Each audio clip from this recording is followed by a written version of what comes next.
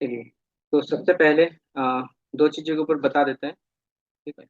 एक होता है आरूढ़ लगना, एक होता है उपपद लगना। दोनों बहुत इंपॉर्टेंट है। आरूढ़ लगना जो होता है पब्लिक इमेज के लिए बात करते हैं, जो कि आपके public image and professional life को भी आपका ध्यान रखता है वो। और उससे ही थोड़ा सा एम्फेसाइज करें तो उपपदा लगना में भी आरूढ़ लगना का भी एक प्ले रोल रहता है। क्योंकि जब कोई भी व्यक्ति आपसे फर्स्ट टाइम मीटअप करता है या कनेक्शन बनाता है तो वो आपके पर्सनैलिटी को ही देख के जज करता है। तो उसमें भी आरूढ़ लगना का हेल्प होता है। तो पहले तो निकाल लेंगे आरूढ़ लगना कैसे निकलता है। सेम रूल ही यूज होगा उपपदा लगना में।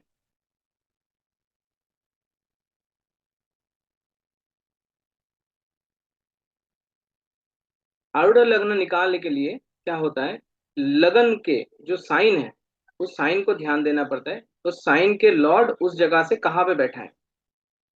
लगन के साइन के लॉर्ड कहाँ पे बैठा है। जैसे इस केस में लगन के लॉर्ड है मरकरी। मरकरी बैठा है इससे ट्वेल्थ में, मतलब इस लगन के अकॉर्डिंग ट्वेल्थ में बैठा है। तो जितना पोजीशन लगन से लगन लॉर्ड रहेगा पोजीशन में, जितने पोजीशन में रहेगा उतने ही पोजीशन आपके लगन लॉर्ड से उतने पोजीशन में आपको पीछे जाना पड़ेगा। मतलब उतना पोजीशन आपको जाना पड़ेगा। उतना पोजीशन अगर गए तो आपके आरूढ़ लगन निकल जाएगा। जैसे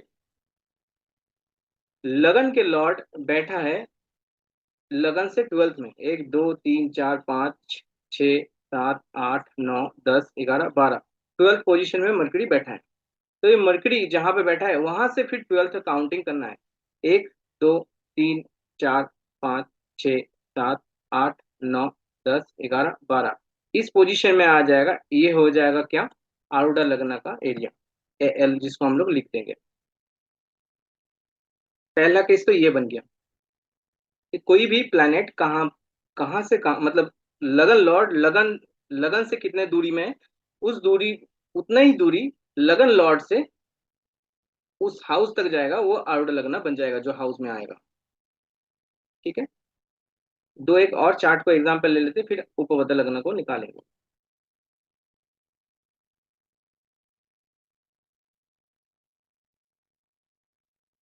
जैसे यहाँ पे लगन लगन लॉर्ड बना है, यहाँ पे 6 नंबर की राशि है तो इसके लॉर्ड है मरकरी। मरकरी यहाँ से लगन से दूसरे घर में बैठा है।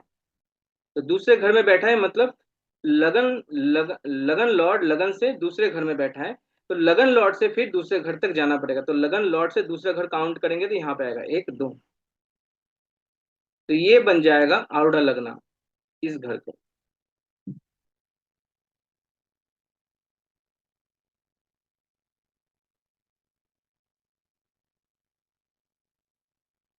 मेरा वॉइस सभी को आ रहा है। मीनाक्षी मैम आ रहा है ना। ठीक है।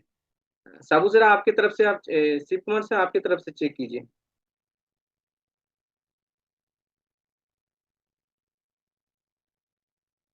सर आ रहा है, वॉइस आ रहा है। हाँ ठीक है। एक और चार्ट ले लेते हैं।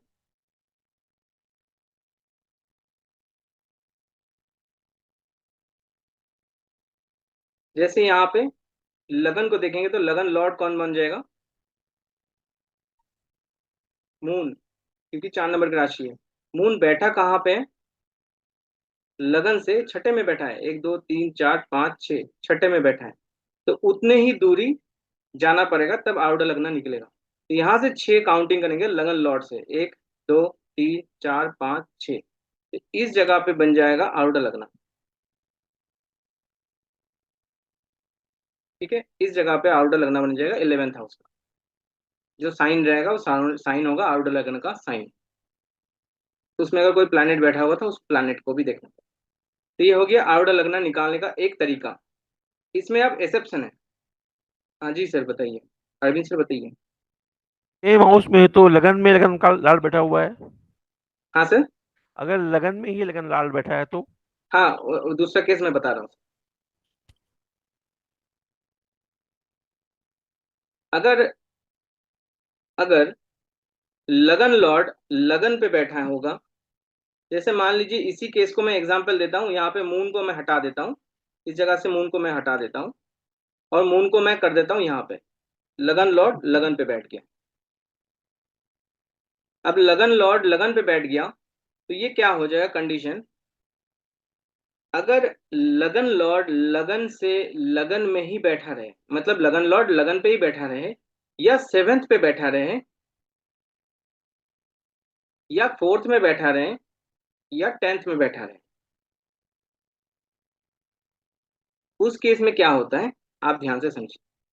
तो यहाँ पे पहला केस लिए, लगन से लगन लॉर्ड लगन में ही बैठा है, तो लगन में बैठे होने से क्या होगा, यहाँ से फिर काउंटिंग नहीं हो रही, वहीं पे वन आ जाएगा, तो वहीं पे आपका आरूढ़ लगना आ जाएगा। तो आरूढ़ लगने के नियम क्या है, लगन में नहीं आना चाहिए और सेवेंथ में नहीं आना चाहिए। कोई भी आप आरूढ़ लगन निकाल रहे हैं या पदा लगना निकाल रहे हैं, उस घर में मतलब फर्स्ट में ही या सेवेंथ में ही, उससे फर्स्ट या उससे सेवेंथ में वो पदा नहीं आना चाहिए या लगना नहीं आना चाहिए। तो यहाँ पे आरूढ़ लगना यही यहीं पे आ जा रहा है, मतलब अगर लगन से लगन लॉर्ड को काउंट करें तो एक ही पोजीशन आ गया, और उस लगन लॉर्ड से आपको आगे जाना है तो वही एक ही पोजीशन आ गया, तो ये घर आरूढ़ लगना हो गया। तो रूल कहता है आरूढ़ लगना में, आरूढ़ लगना लगन में और सेवेंथ में नहीं हो सकता, तो उससे टेंथ में जाना पड़ेगा, उससे टेंथ पोजीशन आगे। तो यहाँ से फिर टेंथ पोजीशन आपको आगे जाने से क्या होगा, ये टेंथ पोजीशन आ जाएगा, तो ये आपका तब उस केस में आरूढ़ लगना बन जाएगा। दूसरा रूल लेते हैं, अब मून बैठ जाए यहाँ पे चौथे में।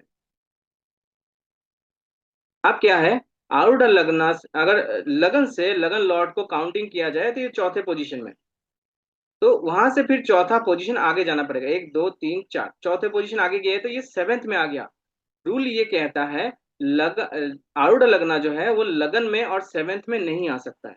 अगर सेवेंथ में आ रहा है तो वहां से फिर आपको टेंथ काउंट करके आगे जाना पड़ेगा। तो यहाँ पे अभी आरूढ़ लगना फॉल कर रहा था, लेकिन ये तो होगा नहीं, ये एक्सेप्शन केस है। इस केस में क्या हो जाएगा, यहाँ से मुझे फिर टेंथ आगे जाना पड़ेगा, एक दो तीन चार पाँच छ सात आठ नौ दस, मतलब इस घर में ही ये आरूढ़ लगना फॉल कर जाएगा, मतलब यहाँ पे आरूढ़ लगना तब बन जाएगा। तीसरा केस लेते हैं,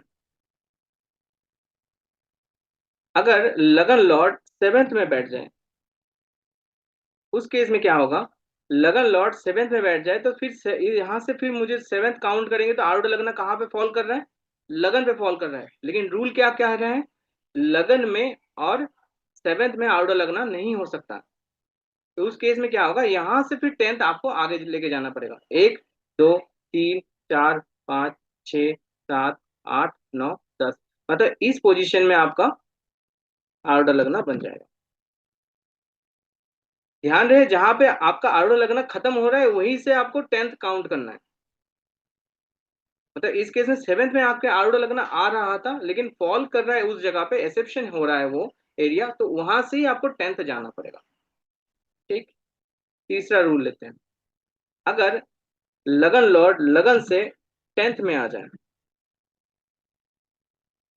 इस केस में क्या होगा, यहाँ से टेंथ पोजीशन में मून है, लगन से लगन लॉर्ड टेंथ पोजीशन में, तो टेंथ पोजीशन तक मुझे आगे जाना पड़ेगा, एक दो तीन चार पाँच छ सात आठ नौ दस, यहाँ पे आ रहा है। रूल क्या कहता है, आरूढ़ लगना वन एंड सेवेंथ में नहीं हो सकता है, तो उस केस में क्या होगा, फिर टेंथ आपको पोजीशन आके लेके जाना पड़ेगा, यहाँ से ही टेंथ पोजीशन आपको आगे लेके जाना पड़ेगा, एक दो तीन चार पाँच छ सात आठ नौ दस, ये पोजीशन आ जाएगा क्या, आरूढ़ लगना का पोजीशन। तो ये जो हाउस हो जाएगा आरूढ़ लगना का एरिया आ जाएगा।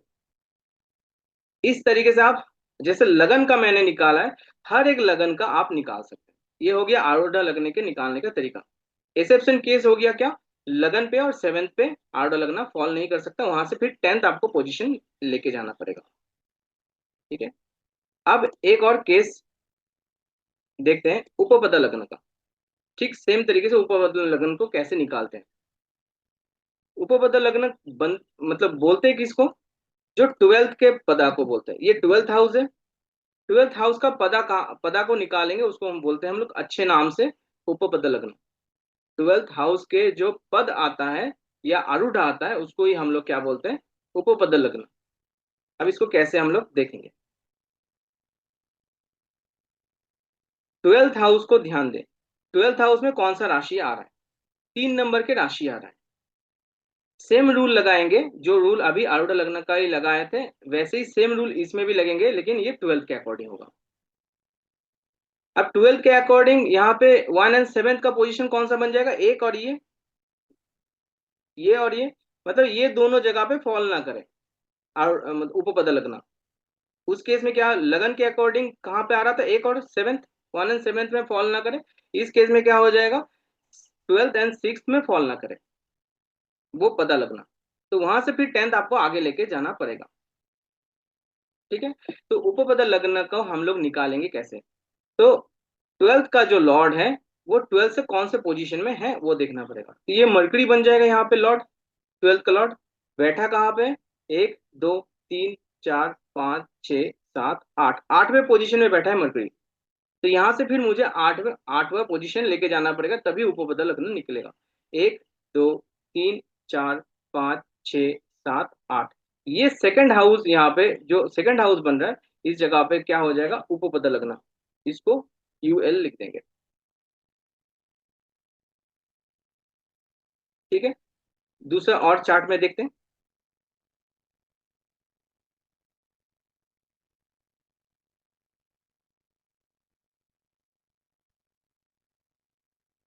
इस केस में देखते हैं, देखिए जो 12th लॉर्ड है, जो 12th लॉर्ड है वो कहाँ पे बैठा है। आप देखेंगे 12th लॉर्ड बैठा है आगे घर में, मतलब 1 2 दूसरे हाउस में बैठा है। यहाँ से 12th हाउस के लॉर्ड दूसरे घर में बैठा है, 1 2 दूसरे पोजीशन। तो यहाँ से मुझे दूसरा घर आगे जाना पड़ेगा, 1 2। तो ये जो घर आ जाएगा, ये जो घर आ जाएगा इसको हम लोग बोलेंगे यूएल, उपपद लग्न। मतलब ये 12th का उपपद लग्न बन जाएगा। इसमें जो साइन है वो साइन इंपॉर्टेंट है, इसमें जो प्लैनेट है वो प्लैनेट इंपॉर्टेंट है, और साइन लॉर्ड कहाँ पे बैठा है वो घर भी इंपॉर्टेंट है। ठीक है, उसके बारे में आगे बात करेंगे। और एक केस देख लेते हैं।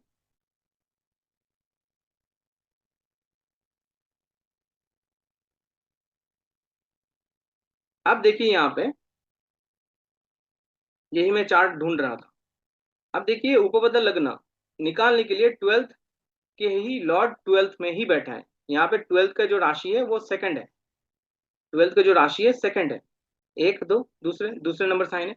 उसके लॉर्ड वेनस वहीं पे बैठा है, मतलब उसी घर में ही बैठा है। तो उसी घर में बैठने से क्या होगा, रूल क्या कह रहा था कि लगन लॉर्ड लगन पे अगर बैठ जाए या 7th पे बैठ जाए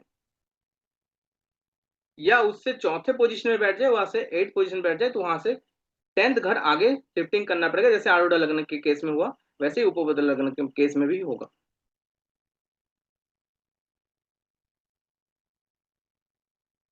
जैसे देखिए इस केस में क्या होगा, जो 12th लॉर्ड है वो 12th में ही बैठा है, मतलब अपने घर में ही बैठा है, खुद के घर में।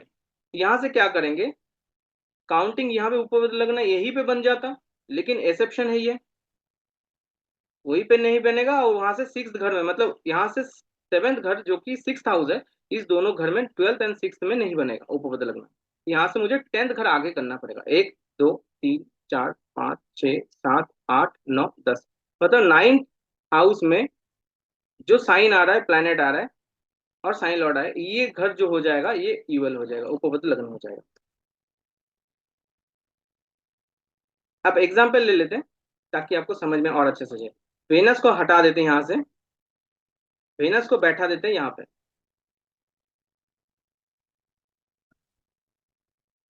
4th में बैठा दिया। अब अब जो 12th लॉर्ड है वहां से 1 2 3 4 चौथे घर में है। तो इस केस में क्या होगा, वहां से चौथा घर आगे लेके जाएंगे, 1 2 3 4, मतलब मतलब जो 12th लॉर्ड है वो चौथे घर में बैठा है, चौथे वहां से चौथा घर मुझे आगे काउंट करना पड़ेगा, तब उपपद लग्न आएगा। 1 2 3 4 चौथे घर, मतलब पोजीशन अगर आगे करेंगे तो ये छठा हाउस में आ जाए, जो कि 12th से 7th पोजीशन है। तो इस केस में भी क्या होगा, यहाँ से मुझे 10th आगे लेके जाना पड़ेगा, क्योंकि 1 एंड 7 के घर में नहीं होना चाहिए उपपद लगना। तो वहां से एक्सेप्शन के केस में क्या होगा, 10th घर आगे जाना पड़ेगा। यहां से 10th घर आगे लेके जाएंगे, 1 2 3 4 5 6 7 8 9 10, यही पे आ जाएगा उपपद लगना। मतलब थर्ड हाउस ही जो यहाँ पे बन रहा है, यही घर उपपद लगना बन जाएगा। दूसरा केस लेते हैं, अगर उपपद लगना 7th में बैठ जाए, मतलब 12 से 7th पे बैठ जाए, ये 12 से 7th पे बैठ रहा है उपपद लगना, 1 2 3 4 5 6 7, सॉरी उपपद लगना बोल रहा हूँ, वेनस, उपपद लगना लिख दिया था, वेनस।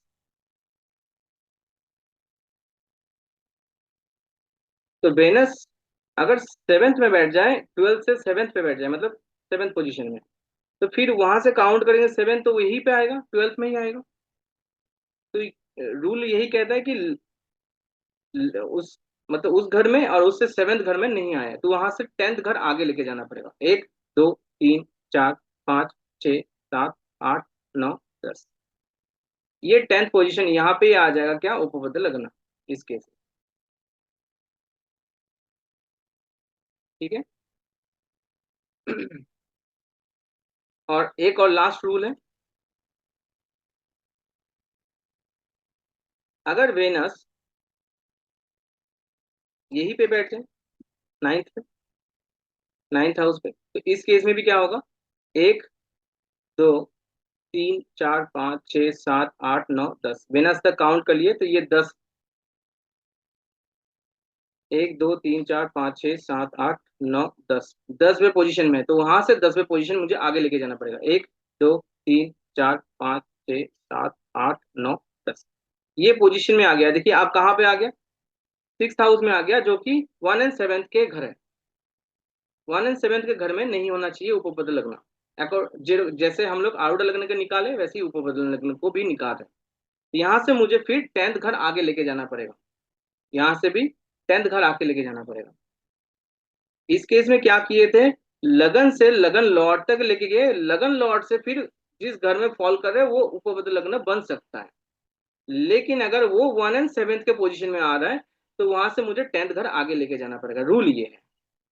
तो 1 2 3 4 5 6 7 8 9, सॉरी 1 2 3 4 5 6 7 8 9 10, 10वें पोजीशन में आ रहा है, लगन से लगन लॉर्ड 10वें पोजीशन में है, तो वहां से मुझे आगे लेके जाना पड़ेगा, तब उपपद लगन को फॉल करने की जगह होगा, 1 2 3 4 5 6 7 8 9 10, इस जगह पे फॉल कर रहा है। रूल ये था 1 एंड 7 में ना हो, तो यहाँ से मुझे 10th घर आगे लेके जाना पड़ेगा, 1 2 3 4 5 6 7 8 9 10, ये पोजीशन में आ जाएगा तीसरे घर में, तो ये उपपद लगना बन जाएगा। बस इतने सा रूल है, जैसे आरूढ़ लगन के निकाल लेते हैं, वैसे ही उपपद लगन को निकालेंगे। ठीक है। ये ये देता नहीं है उपपद लगन का। यहाँ से हम लोग क्या निकालेंगे, उपपद लगन के निकालने के लिए हम लोग 12p को देखेंगे, एक पदा के एरिया होता है, पदा के एरिया में 12p को देखेंगे, ये जहां पे जा रहा है उस जगह को हम लोग देख सकते हैं 12p को। ये सॉफ्टवेयर में एक फंक्शन दिया रहता है, पदा के एरिया जहां पे 12p बना हुआ रहता है। जी प्रशांत जी बोलिए। बोले सर, कॉन्सेप्ट तो क्लियर है, इसका एप्लीकेशन क्या है? अभी रुकिए, ओके ओके, ठीक। पहले गाड़ी का गियर चला दिए, ओके, ठीक है ठीक है, ओके। वेट कीजिए।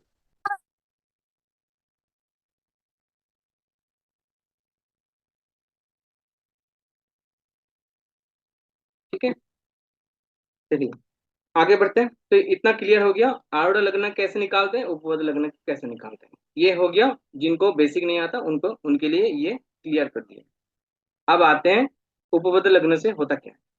उपपद लग्न, जैसे हम लोग 7th पदा से हम लोग क्या देखते हैं, intimation partner and sexual partner. लेकिन जो पार्टनर से हम लोग कनेक्टिविटी बनाते हैं या पब्लिकली हम लोग जब कनेक्शन बनाते हैं, 7th हाउस हम लोग क्या बोलते हैं, 7th हाउस को बोलते हैं पब्लिक रिलेशन। जिनके साथ बैठते उठते हैं, पार्टनरशिप बिजनेस करते हैं, पार्टनर्स को भी बोलते हैं, जिनके साथ रहते हैं, उस केस में हम लोग 7th हाउस लेते हैं। लेकिन मैरिड लाइफ में जो सबसे इंपॉर्टेंट हाउस होता है, 7th हाउस से भी इंपॉर्टेंट हाउस होता है, वो होता है 12th हाउस। क्यों, आप किसी के साथ कमिटमेंट करते हैं या सीरियसली आप मैरिड लाइफ को साझा करते हैं उसके साथ। तो इसलिए 12th हाउस इंपॉर्टेंट होता है मैरिड लाइफ के लिए, क्योंकि वो आपके पर्सनल लाइफ होता है, या बेडरूम लाइफ बोलते हैं उसको। 7th हाउस से भी ज्यादा इंपॉर्टेंट होता है 12th हाउस। तो मैरिज के केस में जब आरूढ़ा लगने के या उपपदा लगने के अकॉर्डिंग बात किया जाए, जब उपपदा लग्न को निकालते हैं, उसमें उपपदा लग्न ही होता है जो हम लोग 12th हाउस के पदा को बोल रहे हैं, जो अभी निकाले वही हम लोग बोलते हैं उपपदा लग्न अच्छे शब्द में।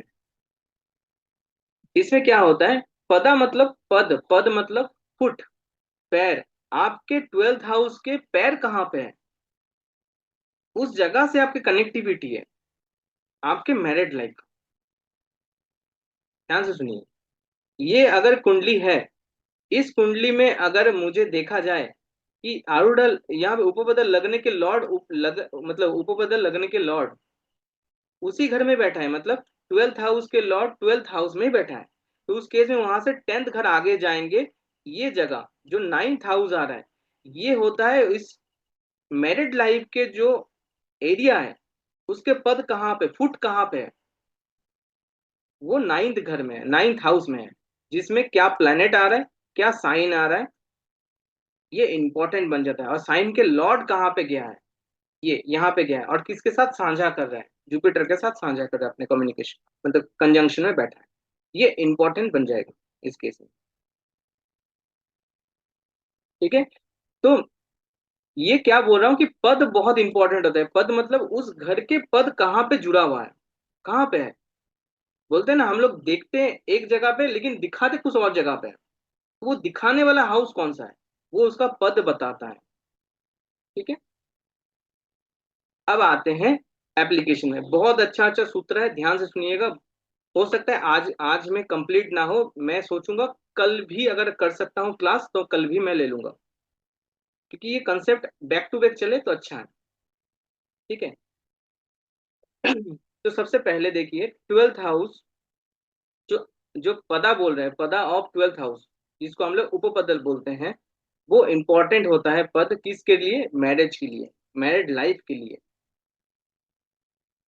ठीक है, मैरिड लाइफ के लिए बहुत इंपॉर्टेंट होता है, क्योंकि वो घर जो होता है वो कमिटमेंट का घर होता है, सीरियस मैरिड मैरिड लाइफ के लिए होता है। मैरिड लाइफ में जो सीरियसली आप चलते हैं, सभी के साथ आप तो रिलेशन को साझा नहीं करेंगे। वो 7th हाउस बताता है कि आप किसी के साथ चल रहे हैं, किसी के साथ बात कर रहे हैं, किसी के साथ आप कनेक्टिंग में हैं अभी, इसलिए वो क्या हो जाता है, आपके सोशल पब्लिक एरिया हो जाता है। वो 7th हाउस आपके पब्लिक एरिया हो जाता है, जहाँ पर आप दूसरों के साथ बैठते उठते हैं। लेकिन 12th हाउस में आप क्या करते हैं, किसी के साथ बैठते उठते नहीं है, आप एक जगह पे एक एक साथ, मतलब अकेलेपन में किसी के साथ अपने लाइफ को साझा कर रहे हैं। वो आपके सीरियस मैरिड लाइफ के एरिया होता है, या आपके पर्सनल बेडरूम लाइफ बोला जाता है उसको। ठीक है, तो इस केस में क्या हो गया, 12th हाउस के जो पदा होगा, जिसको हम लोग उपपदा बोलेंगे, उपपदा लगन का जो घर में आ रहा है उसी को हम लोग उपपदा लगन बोलते हैं। वो लगन इंपॉर्टेंट हो जाता है मैरिड लाइफ के लिए। ठीक है, अब दूसरे बात में आते हैं, ये जो घर के इंपॉर्टेंस होगा, वो व्यक्ति के स्पाउस का नेचर बताता है। जो घर आया है वो व्यक्ति के स्पाउस का नेचर बताता है। अब नेचर को हम लोग डिफाइन करेंगे। अब इस केस में ये कौन सा घर बन जाएगा, ये उपपद लग्न कौन सा बन जाएगा, ये घर। अब इस घर के नेचर क्या है, अब इस घर के राशि कौन सा आ रहा है, पहला देखना है राशि क्या है, दूसरा उसमें कोई प्लैनेट बैठा है कि नहीं, प्लेस्ड प्लैनेट, एंड तीसरा तीसरा क्या है, राशि लॉर्ड। राशि लॉर्ड कौन है, राशि लॉर्ड कौन है, यहाँ पे राशि लॉर्ड देखेंगे सैटर्न है। राशि कौन सा है, एक्वेरियस साइन का। प्लैनेट कौन सा बैठा है, केतु बैठा है। अब इस तीन चीज से हम लोग प्रिडिक्शन बैठाएंगे कि व्यक्ति के पार्टनर स्पाउस के नेचर कैसा है।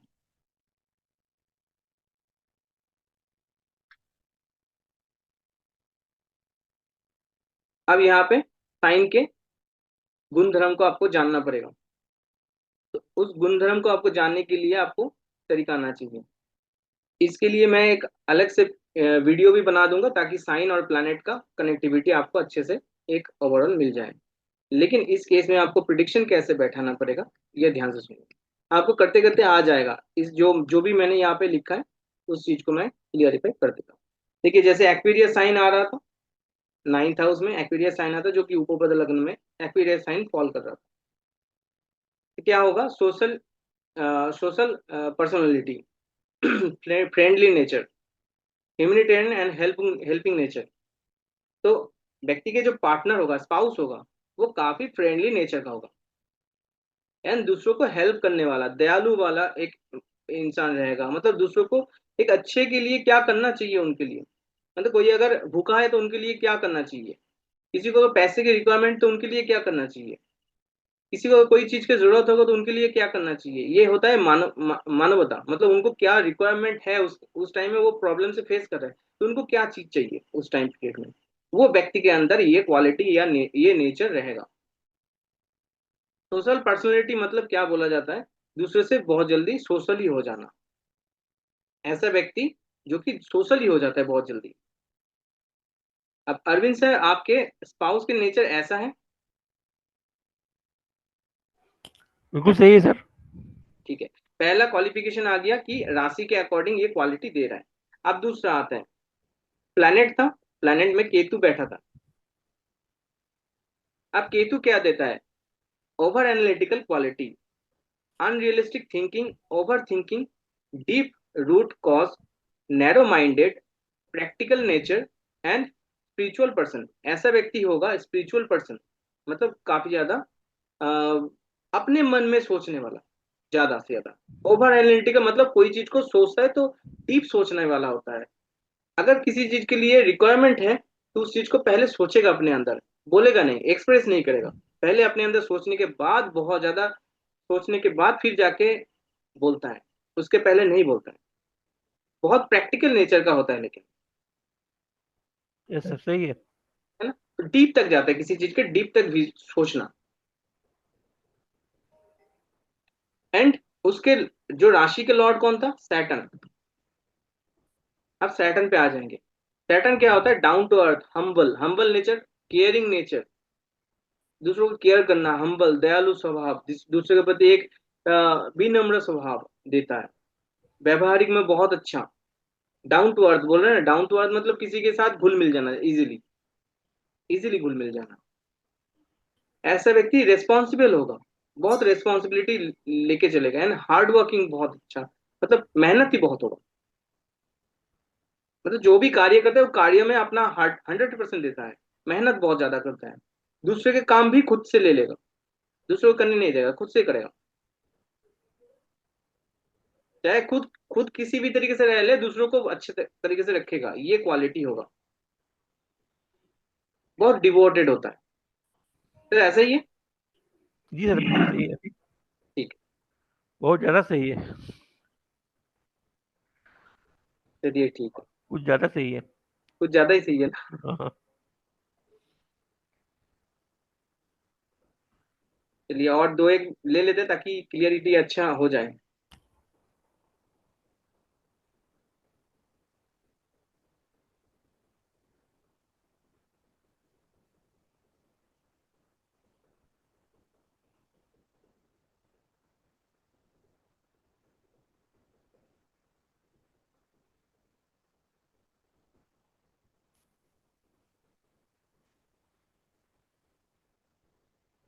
चलिए मीनाक्षी मैम का ले लेते हैं।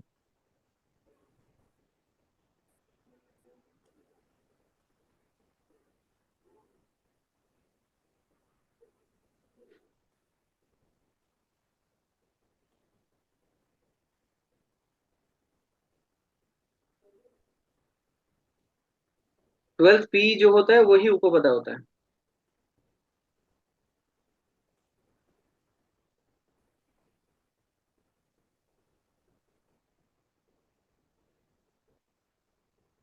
ओके, इस केस में उपपदल उपपदल लगन कौन सा बन जाएगा। देखिए यहाँ पे 8th नंबर साइन है, इसके लॉर्ड बैठा है मार्स, 1 2 3 4 5वें पोजीशन में बैठा है। तो वहां से 5वें पोजीशन मुझे आगे जाना पड़ेगा, 1 2 3 4 5, 8th हाउस में आ रहा है ना। 8th हाउस में फॉल कर रहा है, मतलब यहाँ से 8th हाउस में, अकॉर्डिंग टू लगन से 8th हाउस में फॉल कर रहा है ना। तो यहाँ पे कौन सा साइन आ रहा है, कोई प्लैनेट बैठा नहीं है, साइन आ रहा है, साइन का लॉर्ड ये रहा मून। इस दोनों से हम लोग प्रिडिक्शन बैठा सकते हैं। और भी आपको और प्रिडिक्शन आगे फर्दर चाहिए, इसके साथ मून के साथ कौन सा प्लैनेट कनेक्ट हो रहा है और मून किस राशि में बैठा है, ये भी कनेक्शन आप कर सकते हैं आगे। लेकिन उसके प्ले रोल थोड़ा सा कम रहेगा, लेकिन उसके साथ प्लैनेट जो कंजंक्ट रह रहा है वो उसका पोटेंशियल ज्यादा रहेगा। जैसे उस केस में क्या था, सैटर्न के साथ और कोई प्लैनेट था आई थिंक, सैटर्न के साथ जुपिटर भी था। बुद्धिमान होगा, ज्ञान होगा।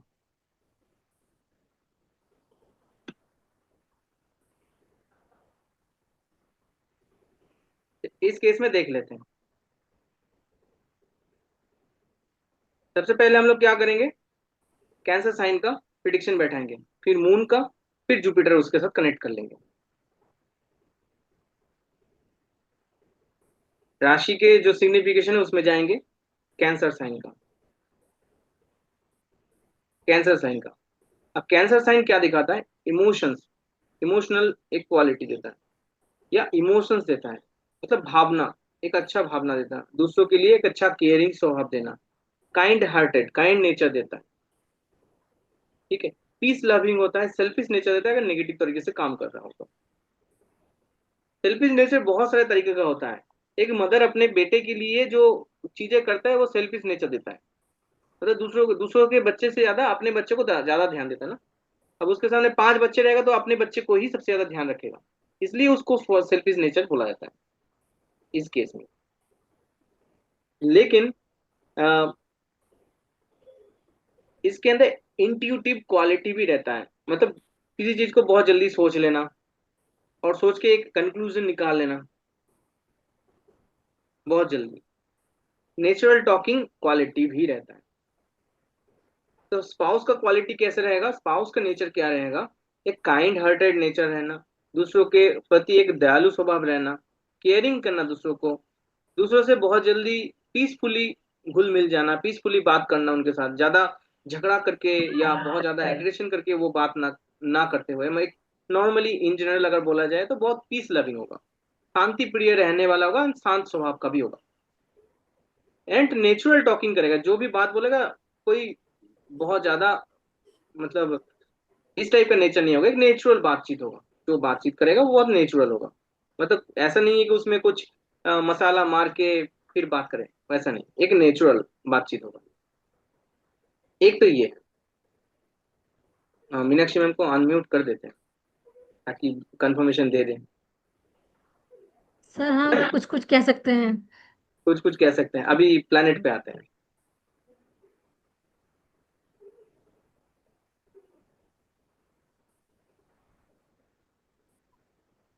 मून, मून यहाँ पे क्या बताता है, मून यहाँ पे बताता है क्या, emotional and caring, peace, stress free nature और हीलर। ऐसे व्यक्ति के साथ भी अगर बातचीत करेंगे तो वो व्यक्ति आपको बहुत इजीली हील कर देगा, मतलब बात करते करते आपको स्ट्रेस से निकाल देगा, क्योंकि स्ट्रेस फ्री नेचर का होता है, मतलब बात करते करते आपको स्ट्रेस निकाल देगा। एंड कभी कभी क्या होता है, माइंड थोड़ा सा अनस्टेबल होता है, मतलब प्रेशर वाला बहुत ज्यादा होता है कभी कभी, लेकिन हेल्पिंग नेचर का होता है, ये एक रहेगा। साथ ही साथ जुपिटर के क्वालिटी रहेगा, क्योंकि जुपिटर के साथ कंजंक्ट में बैठा है सैटर्न। तो यहाँ पे देखेंगे एक्सट्रीम नॉलेजेबल होगा, ब्रॉड माइंडिंग होगा, थिंकिंग सोचने वाला, ब्रॉड माइंड, एंड ज्ञान रखने वाला होगा, किसी चीज को गाइड करने वाला होगा, लेकिन सेंसिबल होगा बहुत, वेरी सेंसिबल। एंड काउंसलिंग करने वाला, गाइड करने वाला, एडवाइस करने वाला व्यक्तित्व होगा, टीचिंग स्किल होगा इनके पास, गुरु तत्व क्वालिटी रहेगा, बुद्धित्व रहेगा, जो हम लोग बोलते हैं बुद्धिमत्ता, विजडम, जो एक शिक्षा के बाद क्या होता है उस चीज को कैसे हम लोग एप्लीकेशन में लाएंगे, वही होता है विजडम, जो कि जुपिटर के पास होता है। बुद्धि तो मरकरी के पास भी रहता है, लेकिन मरकरी एक ज्ञानी, किताबी ज्ञानी होता है, लेकिन उसको एप्लीकेशन को यूज कैसे लगाएंगे, वो क्या होता है, विजडम। वो विजडम आपके जुपिटर के पास जाता है। जो करने के मतलब एक चीज के बाद एप्लीकेशन को कैसे यूज करने में लाएंगे, वो जुपिटर के पास। ऐसे व्यक्ति के पास यस ज्ञान सर। होगा, लेकिन ज्ञान को कैसे यूज करना होगा उस तरीका को पता है। यस सर, ठीक। एक्सपेंशन करना, किसी भी चीज को बड़ा करने की एक सोच रखना।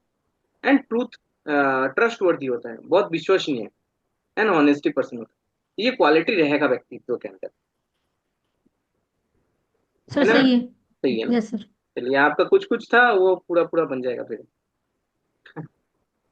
अब इसमें लियो साइन को भी काउंटिंग कर सकते हैं, क्योंकि लियो साइन में मार्स सैटर्न था। लियो साइन साइन को भी आप काउंटिंग कनेक्टिंग कर सकते हैं।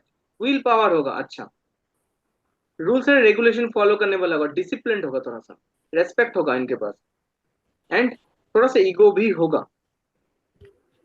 ठीक है।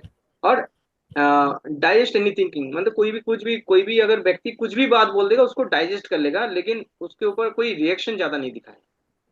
तो एक रॉयल पर्सनैलिटी भी देता है। रॉयल पर्सनैलिटी मतलब एक अपना वेटेज मेंटेन करके चलेगा, क्योंकि सन वेटेज मेंटेन करता है ना, तो उसके राशि है। ये भी क्वालिटी थोड़ा थोड़ा उनके अंदर रहेगा, क्योंकि उसके इन्वायरमेंट में है उसके लॉर्ड। ठीक है। तो ये ठीक है होता सर। है स्पाउस के नेचर कैसे डिफाइन करते हैं, उपपद लगने से ये निकाल सकते हैं आप।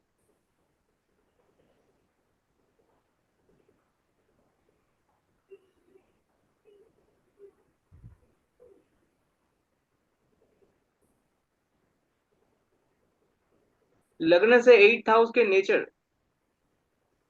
ले सकते हैं, लेकिन अभी इस केस में मैं नहीं लेने बोलूंगा। मैम कुछ छुपाता है, सर कुछ छुपाता है। Yes sir. सर कुछ छुपाता है, मतलब 8th हाउस के नेचर बोल रहे हैं, तो मैं कंफर्मेशन ले रहा हूँ, क्या कुछ छुपाता है या हाँ सर। बोल देते हैं। हाँ। छुपाता है। हाँ तो ठीक है, छुपाते 8th हैं। हाउस के रिजल्ट भी आ रहा है, चलिए कंफर्मेशन कर दिया। हम्म।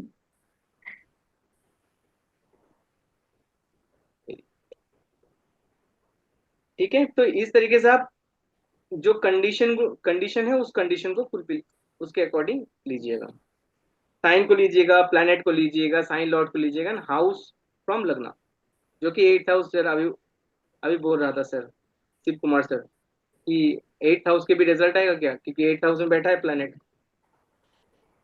प्लैनेट प्लैनेट का जो जो उपपद लगना आ रहा था 8th हाउस में आ रहा था, लगन से 8th हाउस में आ रहा था, उसका रिजल्ट क्या होगा। यस होगा, लेकिन थोड़ा सा जनरली थोड़ा सा कम दिखेगा, लेकिन होगा। ठीक है। ये हो गया स्पाउस के नेचर कैसे डिफाइन करेंगे। अलग अलग तरीके से यहाँ पे राशि है, राशि को आप थोड़ा सा आप जानेंगे ब्रीफली, तो आप प्रिडिक्शन कर पाएंगे इजीली। तो इसके ऊपर भी मैं एक वीडियो बना दूंगा, आप लोग कैसे कनेक्ट करेंगे वो तरीका मैं बता दूंगा।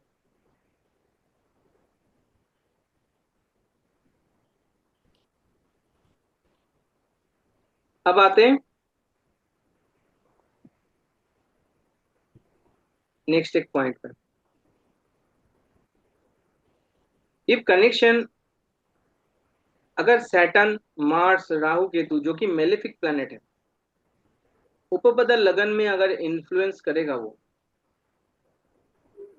तो मैरिज करने के लिए जो सोच विचार होता है व्यक्ति का, ये करूं क्या नहीं करूं, वो सोच विचार बहुत डिले करा देता है। स्टार्टिंग में वो क्या करता है कि जब भी मैरिज के लिए कोई बात उठेगा तो बोलेगा अभी नहीं करूंगा, मुझे अपने करियर पे फोकस देना है, मुझे अपने अपने पढ़ाई पे फोकस देना है, मुझे अपने लाइफ को और सेट करना है, तो वो क्या करता है, डिले करते जाता है। क्यों। ये केस क्या करता है, ये मेलिफिक प्लैनेट है। मेलिफिक प्लैनेट जब उपपदा लगन में इन्वॉल्वमेंट करे, तो वो डिले कराता है व्यक्ति को। व्यक्ति के अंदर सोच विचार ही वैसे ही लाता है कि अभी नहीं करूंगा, बाद में करूंगा, डाइवर्ट करता है मैरिज के लिए। तो वो क्या होता है, फोकस नहीं देता मैरिज के रिलेटेड। वैसे भी सैटर्न जो होगा, सैटर्न अगर आरूढ़ लग्न में भी आए, आरूढ़ लग्न में अगर सैटर्न आए, या आरूढ़ लग्न का लॉर्ड ही सैटर्न बन जाए, उसमें जो राशि आ रहा है वो राशि का लॉर्ड ही सैटर्न बन जाए या फिर उपपद लग्न में सैटर्न बैठ जाए, या उसके लॉर्ड ही सैटर्न बन जाए, तो उस केस में क्या होता है, व्यक्ति को बहुत ज्यादा मैरिज के लिए डिले कराता है। क्योंकि व्यक्ति भी सोच रहा है वैसे ही, और उसके मैरिज के लिए भी वैसे ही सोच रहा है कि अभी नहीं करेंगे, बाद में करेंगे, देरी देरी होना चाहिए। दोनों में लेट तरीके से। हम्म। तो इस लेट के वजह से कभी कभी क्या होता है, मैरिज के टाइम पीरियड भी निकल जाता है। तो इस केस में अगर किसी व्यक्ति का ऐसा सिचुएशन है कि मेलेफिक प्लेनेट के बहुत ज्यादा इन्फ्लुएंस है उपपद लग्न में, उस केस में उनको गायत्री मंत्र का चैंटिंग करना चाहिए। ये रेमेडी है उनके लिए, ताकि वो टाइम पीरियड, वो जो सोच रहा है कि मैं बाद में करूंगा, तो अब दशा तो उनके लिए बैठा नहीं रहेगा ना।